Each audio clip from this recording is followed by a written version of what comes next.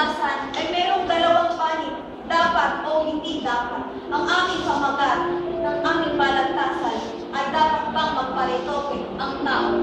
Ako po ay sumasang-ayon sa pagpaparitoke dahil ito ay nakapagbibigay ng ating kalakasan o kompetensya sa ibang tao at maipapakita kung ano rin ang ating pisikal na kaanyuan.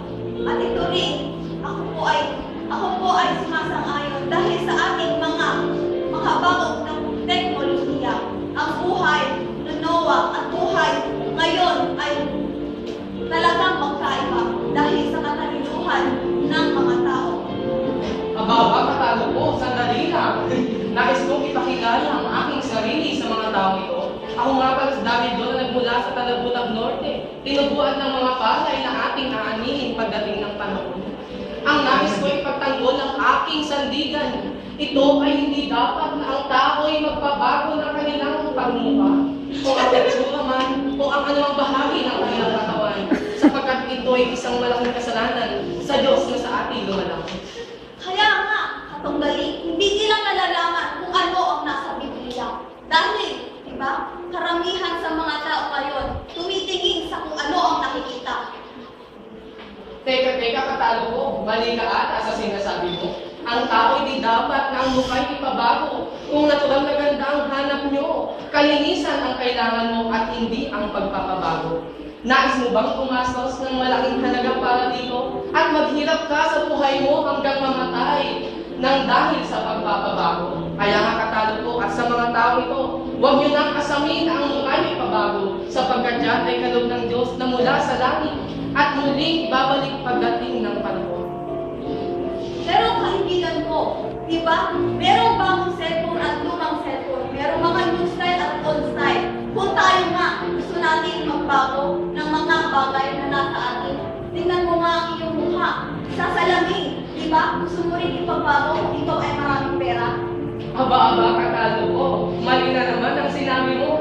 Dapat na ang tao ay matutong makontento sa kanilang pagmumukha. Taglay ay gwapo o kailangan ang puso'y umiibig ng totoo. Ang tao ay hindi dapat magbabago o papalitan, pabawasan ang kanilang pagkatao sapagkat ito nga ay galing sa mundo at ito ay babalik sa Diyos na lumikha sa tao. Tunay na katalo ko na ang tao ay hindi dapat magbabago. Eka nga ng mga beauty queen sa panahon na ito, ang tunay na kagandahan ay wala sa itsura ng tao, kundi sa laman ng puso at ang pag-ibig na nagmumula sa iyo.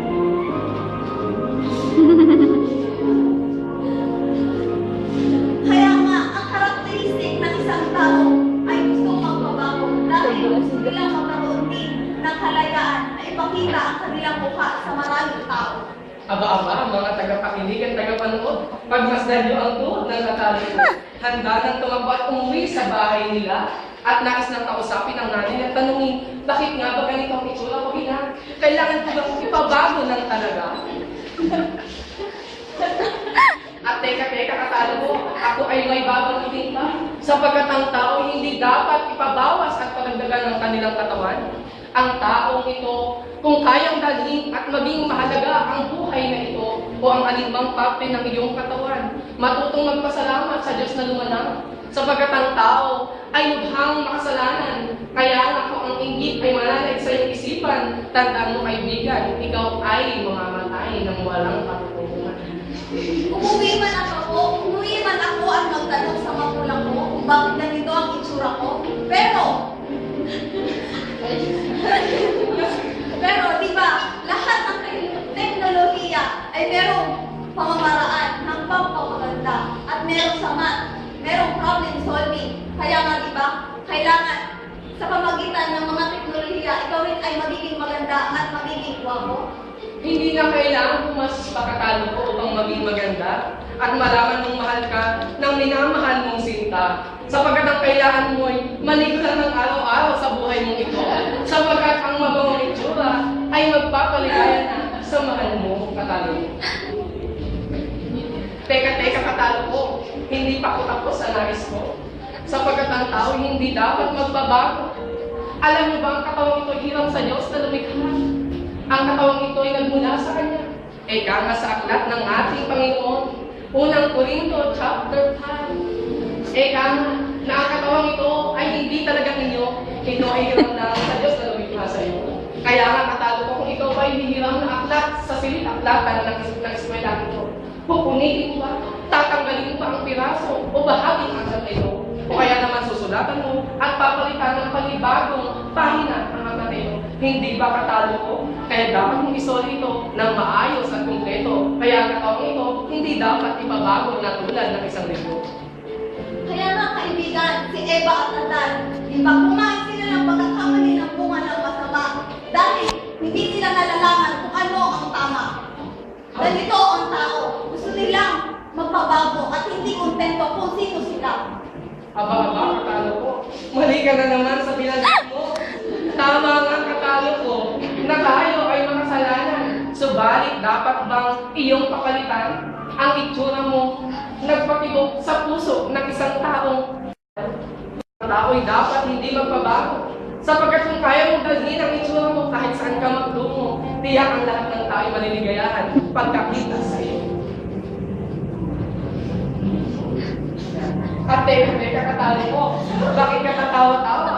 Sapagkat itong tunggalin ito ay nasa pagitan nating dalawa. Ang kailangan mo lang ay ipaglaban kung ano ang nais. Subalit, alam ko katalo ko na ang lahat ng taong narito nasa akin ang panig nila. Sapagkat ang aking mga binabanggit ay pawang katotohanan na mula sa aklat ng buhay ng tao. Teka, katalo ko. Hindi pa ako tapos sa nais ko. Ang tao hindi dapat ang mukha ipabago. Sapagkat tayo at sa buhay na ito ay sadyang napakahirap. Nais mo bang gumastos ng malaking talaga? Nais mo bang umutang sa Bangko Sentral ng Pilipinas upang ang mukha mo ipapagpatignan mo ang pagmumukha mo katalo ko? Ano ba yung nasa ilong mo? Yan ba yung umpisa ng pagpapabago mo? Hindi ko naman sinabi ang lahat ng tao ay dapat magpabago. Kung ikaw ay may pera, dapat kang magpabago. Kung ikaw walang pera, di ba, hindi naman pwede magpabago ng mukha. Aba, katalo ko. Mali ka na naman sa sinabi. Sapagkat nais kong depensahan ang lahat ng bagay na ito na makikita sa aklat ng buhay na ito na ang tao'y hindi dapat magpabago. Sapagkat inggit ang manalig sa puso mo at kung inggit ang manalig sa puso mo, ito'y malaking kasalanan magagawa ng katalo ko. Eka nga sa Galacia katalo ko, Galacia 21, na ang inggit ay isang kasalanan sa Diyos. At ang lahat ng taong gumagawa ng katalo ko ay hindi mapupunta sa kaharian ng Diyos ang mga nasa langit. Kaya nga mga tao at mga tagapakinig ng dalawang ito, kung nais niyong maiwan sa mundong ito, ipabago niyong itsura niyo. Pero kung nais niyong mapunta sa kaharian ng Diyos, manatili ka kung anong meron ka, magpahalaga ka sa buhay mo, at nais ng Diyos na makasama ka kung nasan siya sa buhay mo. Teka, katalo ko. Mukhang ikaw ay wala nang sasabihin. Subalit ako ay meron pang nais bitawan sa mga ito. Di dapat ang tao ay magbabago. Sapagkat kung tayo ay magpapabago, tiyak na ang buhay mo iikli sa mundo. Hindi mo alam ang negative na nakahihilap na nito. Kung ang kalinisan lamang ang mananalig sa katawan mo, hindi mo na kailangan magpabago. O ang ilong mo'y patangusin at ang mata mo'y palitin. Tignan nyo ang pagmumukha ko. Tignan nyo. Ito ay napakahalaga sa mundong ito. Dahil sa mukhang ito, namatay ang Diyos ko dahil sa itsura ko. Kaya nakatalo ko. Ang mukhang ito, kahit hindi pa bago, siguradong mahalaga sa mundong ito. Tapos na. Teka, katalo ko. Maraming wala ka nang sasabihin sa mga tao ito. Kaya nais kong bitawan sa mga tao ito ang desisyon. Kung sino ba ang papanigan sa ating dalawa. Dapat bang magparikopya ang tao? Dapat bang magpabawas ang itsura ng tao? O kaya ipabago ang buong katawan ng tao? Hindi ba't hindi? Sapagkat